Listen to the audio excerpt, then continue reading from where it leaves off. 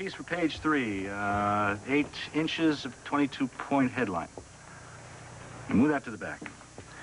It's a done deed. You're a reporter. Thanks for the shot. And the advice. Let's celebrate. Oh, it's so late. I saved this for special occasions. I don't really drink scotch. Yes, you do. To your first article. Thanks for letting me come over. I'm sorry it's so late. It's not a problem. I made up the couch for you. Oh, thanks. Are you sure someone broke in? Yes. What did they take? Nothing. I don't have anything worth stealing. Which means they probably won't come back. Did you call the police? No. Why not? Maybe I'm imagining things. Let me in. Open the door. Open the door. Who is it? You know damn well who it is. What do you want? I want you to open this door so we don't wake up half the hotel shouting at each other. I'm not the one who's shouting. How did you find me? You registered under your maiden name.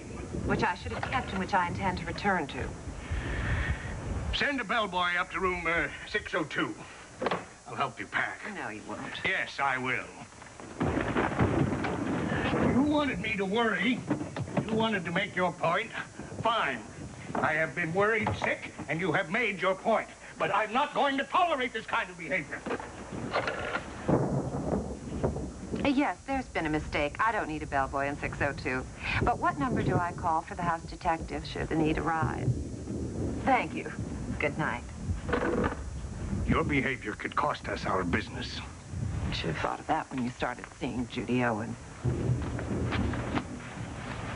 I wonder if anyone took you for her father.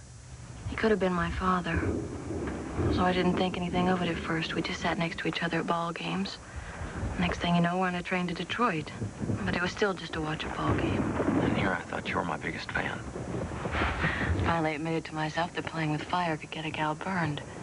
So I tried to call it off. But you didn't. Because we weren't doing anything to land us in jail. I kept saying to myself, we were just friends. When it came right down to it, nothing did happen, not one blessed thing. But not for his lack of trying. I called it off, not me. Now all of a sudden he shows up again. First article I got published. It was during Prohibition.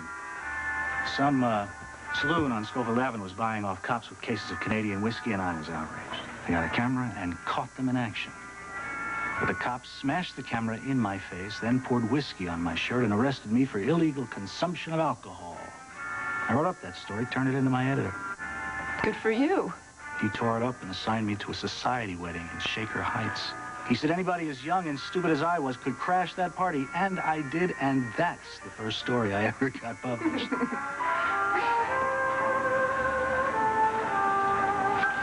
Here's to an Agnes Underwood in the making. I'll never be as good as she is. You already are as good. You can be better. That's a tall order. Not from you, it isn't. This is embarrassing. Thank you. I'm still working on the first one. I'm headed home. Good night, Jerry. Night.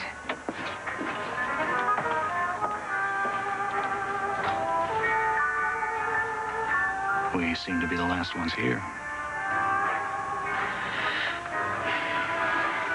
I should be leaving. I should be thinking of ways of getting you to stay.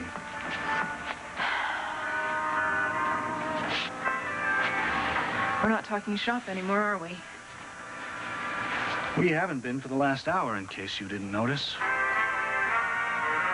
I did notice. Which is why I'm leaving. Why? Because you always get home at the same hour? Because your cats need to be fed? Because your life is so conventional that it can't accommodate one unplanned evening?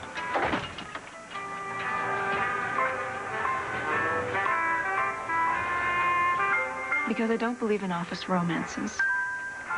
Well, then I'll recommend you for a job on the plain dealer, and you can work for my competitor, and he can think we're arch rivals.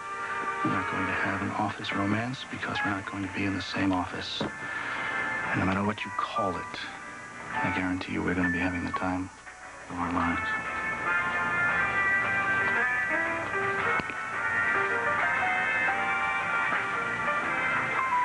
Reporters have to make their own rules.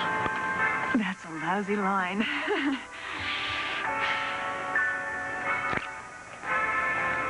You're free to rewrite me. How about... This doesn't mean anything. And... you better damn well never mention this to me again.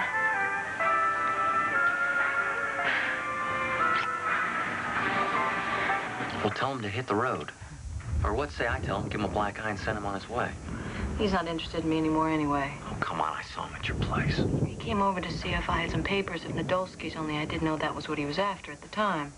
What's in the papers? I haven't the foggiest. But he followed me to Nadolsky's widow, or he went there on his own looking for the file.